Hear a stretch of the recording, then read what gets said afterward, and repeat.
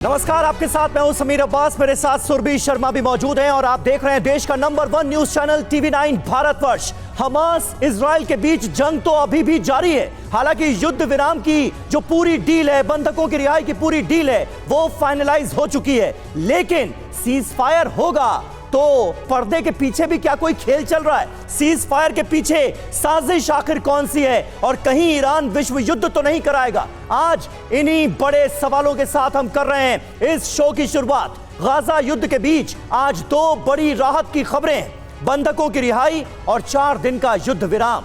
लेकिन यह सिर्फ दुनिया को दिखाने के लिए, असल में पर्दे के पीछे विश्व युद्ध की साजिश रची जा रही है, क्योंकि ईरान ने बेहद गुपचुप तरीके से लेबनान में हमास और हिजबुल्लाह के साथ सीक्रेट डील कर ली है।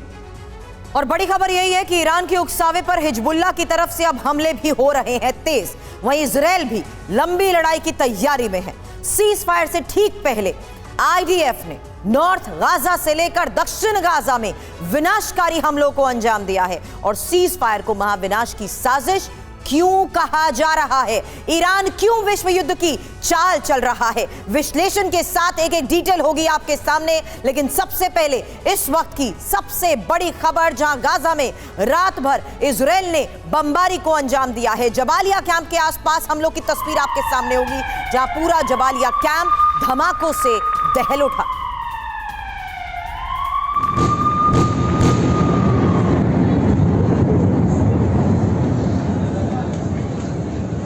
और इस वक्त की एक सबसे ताजा अपडेट आपको दे दें। कुछ देर पहले गाजा में फिर से हमला हुआ है, फिर धमाके हुए हैं। युद्ध विराम से पहले इजराइल ने हमले किए हैं ताबड़तोड़, कई गोले दागे गए हैं बैक टू बैक। ये तस्वीरें आप देखिए। आज युद्ध विराम का दिन है। अब से चंद घंटों के बाद युद्ध विराम अमल में लाया जाएगा और साफ तौर पर जो जानकारियां सामने आ रही हैं, शाम 7:30 बजे से बंधकों की रिहाई का सिलसिला भी शुरू हो जाएगा। सुबह 10:30 बजे से सीज फायर पर अमल होना है। लेकिन आप देखिए किस तरह से अभी भी हमलों का सिलसिला गाजा पर रुका नहीं है। इजराइल की तरफ से हमले लगातार जारी हैं, बैक टू बैक गोले दागे गए हैं इस वक्त।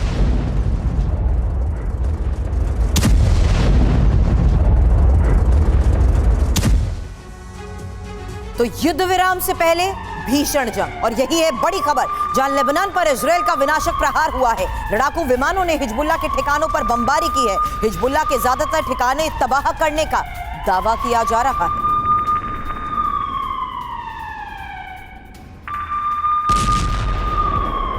और लेबनान की भूमिका बढ़ती नजर आ रही है। हिजबुल्लाह लगातार अलर्ट मोड पर है। सीज फायर से पहले लेबनान से एक बड़ी खबर आ रही है। गाजा जंग के बीच ईरान ने बहुत बड़ी चाल चली है।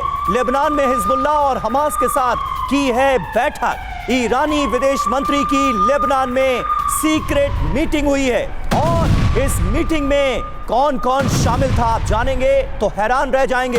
हिजबुल्लाह का चीफ नसरुल्लाह और इस्माइल हानिया यानी हमास का प्रमुख, इन दोनों के साथ मुलाकात की है ईरान के विदेश मंत्री ने। गाजा जंग पर नए सिरे से रणनीति बनाने की खबर सामने आ रही है।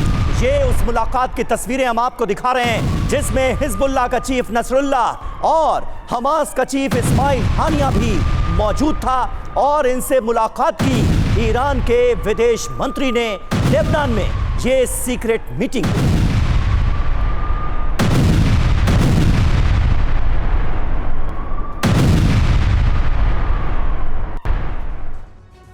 इसी सीक्रेट मीटिंग की एक्सक्लूसिव जानकारी TV9 भारतवर्ष के पास है। बड़ी खबर क्या है, दावा क्या किया जा रहा है और उसके बाद क्या बड़े सवाल, एक एक इंफॉर्मेशन आपके सामने, क्योंकि इस मुलाकात की तस्वीर आपने देखी है। लेकिन पहले बड़ी खबर, गाजा जंग के बीच ईरान और लेबनान की इस रणनीति को लेकर आई। वहीं विदेश मंत्री आमिर अब्दुल्लाहियान बैरूत दौरे पर तो पहुंचे, वहीं नसरुल्लाह और हानिया के साथ सीक्रेट मीटिंग को लेकर समीर दावे ये किए गए कि इस गाजा में ही मानवीय मदद पर इस बैठक में चर्चा की गई है। बिल्कुल, ये तो बताया गया है कि मानवीय मदद पर चर्चा हुई है। चर्चा किस बात को लेकर हुई है, यह हम और आप अंदाजा लगा सकते हैं। बड़े सवाल क्या हैं? क्या गाजा में हमास की मदद करने की रणनीति बनी? क्या हिजबुल्लाह को हमले तेज करने को कहा गया? क्या जंग के लिए ईरान ने हथियार भेजने का वादा किया? क्या जंग को बड़े लेवल पर ले जाने पर चर्चा हुई? असल सवाल ये हैं जिनके जवाब तलाशे जाने जरूरी हैं, क्योंकि आसार तो यही जताए जा रहे हैं कि इस युद्ध विराम के पीछे कोई बड़ी कॉन्स्पिरेसी है, कोई बड़ी साजिश है और ईरान इस युद्ध को और भड़काने की तैयारी में है।